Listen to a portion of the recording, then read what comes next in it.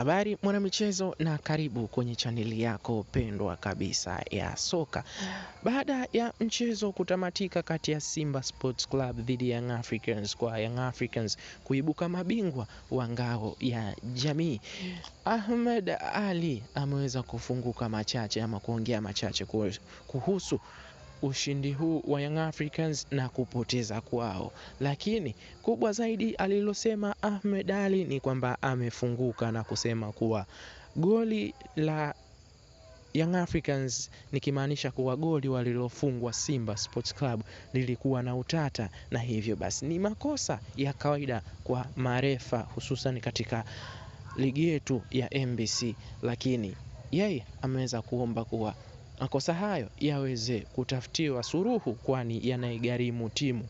Ahmed Ally ameweza kusema kuwa goli walilofungwa Simba Sports Club lilikuwa goli la offside, ama mchezaji aliyefunga ambaye ni Pacome Zouzoua alikuwa ameotea. Kwa hiyo Simba kupitia kwa Ahmed Ally wameweza kusema kuwa goli walilofungwa si goli halali ama ni makosa ambayo marefa wameyafanya, na Young Africans wakaweza kunufaika kwa makosa hayo.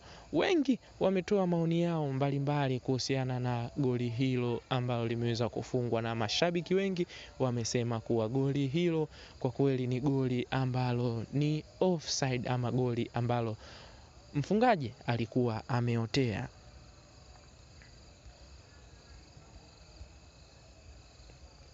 Unaweza ukatoa maoni yako. Je, wewe unalionaje goli hili? Lilikuwa ni goli sahihi ama kweli ni goli la offside ama Pacome Zouzoua alikuwa ameotea? Usisahau kusubscribe channel hii ili uwe wa kwanza kupata taarifa zote kuhusiana na soka letu hili la Tanzania, Afrika na dunia kwa ujumla. Baada ya ngao ya jamii ni NBC Premier League.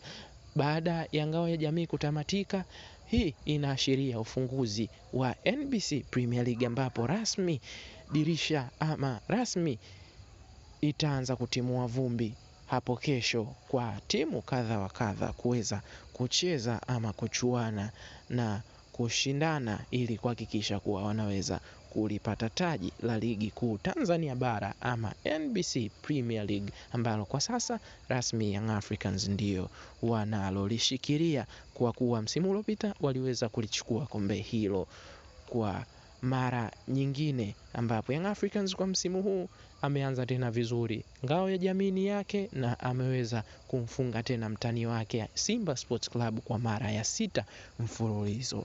Usisahau, kaa karibu na chaneli hii, kaa karibu na ulimwengu wa soka, kaa karibu na dunia ya michezo.